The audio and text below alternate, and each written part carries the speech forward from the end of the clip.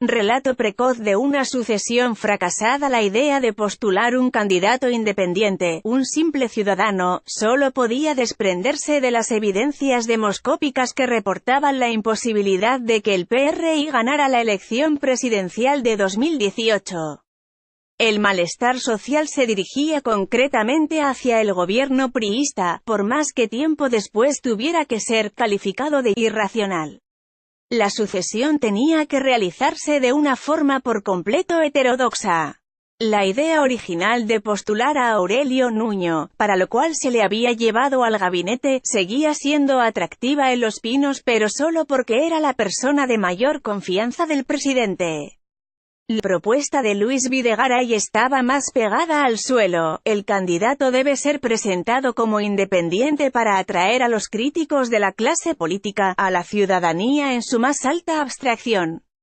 Pero, destacado funcionario sin afiliación política conocida, transpartido y transeccional, solo había uno: José Antonio Meade. El plan consistía en lanzar a quien pudiera ser visto como individuo sin compromisos pero sabio, un técnico responsable, sensato, serio y capaz de proyectar a México por la senda de su conversión en potencia emergente.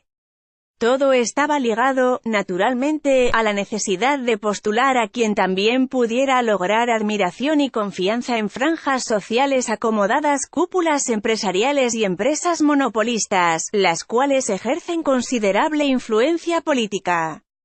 La primera disección debió ser una reforma del estatuto del PRI, el cual prescribía, como requisito para obtener la candidatura, ser miembro del partido con 8 años de antigüedad y haber desempeñado algún cargo de elección popular.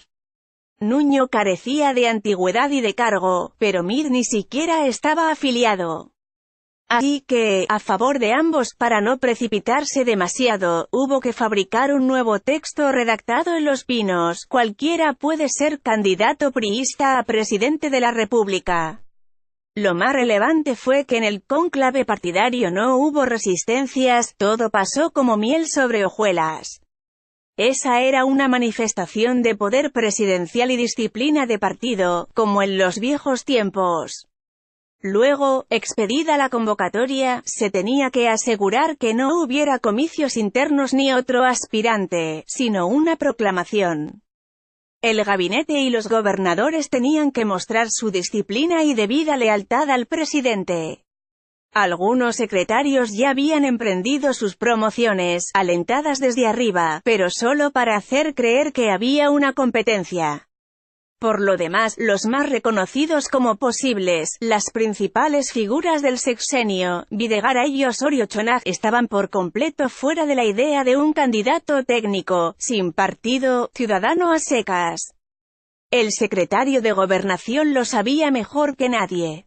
Luego de analizar opciones sobre la manera de oficializar el nombramiento, se optó por llevar a cabo lo que en otros tiempos se llamaba destape, pero ya no podía ser como antes, cuando se daba a conocer la decisión del partido a través de los líderes de los sectores y ese mismo día se le comunicaba al designado en su despacho, acto con el cual se iniciaba la campaña. Ahora, los tiempos y circunstancias habían cambiado. La autoridad presidencial debía hacerse sentir en persona para brindar todo el apoyo, por si acaso algunos se sentían movidos a discrepar o protestar. Así, se convocó a una ceremonia de relevo del secretario de Hacienda, pero se trataba de proclamar al candidato. Era Pepe, a quien el jefe del Estado le deseaba éxito y suerte. «Háganme suyo», imploraba Meade a sus amigos, líderes de los sectores, legisladores, gobernadores. Ellos lo hicieron suyo desde el primer día, pero a costa de sacrificar el pretendido carácter de independiente, el cual no aparecía por más que la prensa se volcaba a anunciar los tiempos novísimos que al fin habían llegado, con un candidato sin partido postulado por el PRI. Se hacía posible el anhelo ciudadano de un presidente sin partido. En los años dorados del viejo PRI, desde Ruiz Cortines, los candidatos lanzaban sus consignas y presentaban su programa básico en los primeros días de su designación. Todos prometían cosas diferentes, al menos en apariencia: nuevas políticas sectoriales, obras, presupuestos, reformas innovadoras. José Antonio Meade, en su descarriado tiempo, no sabía qué criticar ni qué proponer. Algo tenía que decir. Sin embargo, convertir a México en potencia, consigna que provocó rubor nacional y, por lo mismo, fue dejada de lado casi de inmediato. Desde aquel día en que se le había entregado en Los Pinos su constancia de designación, Meade debía presentarse como el experto que podía garantizar la estabilidad económica del país, requisito indispensable para hacer cualquier cosa. Pero, con esa sensación de vacío político que hacía sentir su fría currícula de economista del gobierno, el candidato emprendía una gira tan modosa y tediosa como lo fue siempre su actividad burocrática. Nadie se emocionaba, con la necesaria excepción de los integrantes de las porras de las organizaciones sociales priistas y sus comités territoriales.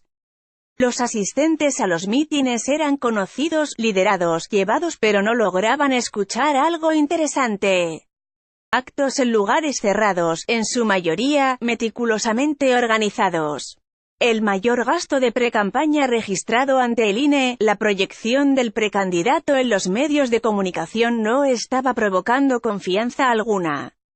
Era natural que Meade resintiera lo que desde hacía años le ocurría al gobierno: sus planteamientos no eran creíbles entre grandes segmentos de la sociedad. Ese enojo social, como luego tendría que ser reconocido por el mismísimo presidente de la República, había sellado la candidatura de Meade, pues esa era un acto de los causantes del malestar. Resultó un fiasco el intento de nombrar Meade a la coalición liderada por el PRI, con lo cual, por cierto, el partido y el candidato se ahorraron tener que llevar a cuestas el ridículo. La imagen puramente ciudadana del candidato era una pifia que no se podía salvar poniendo su enredado apellido en el nombre de la coalición que lo postulaba. No había ciudadano, pero tampoco líder ni forma de improvisarlo. La absurda idea de reproducir en México la exitosa campaña presidencial de Emmanuel Macron en Francia, era eso, algo imposible en un país con otra situación política, otra coyuntura, otra tradición, otra ciudadanía, otra ley electoral.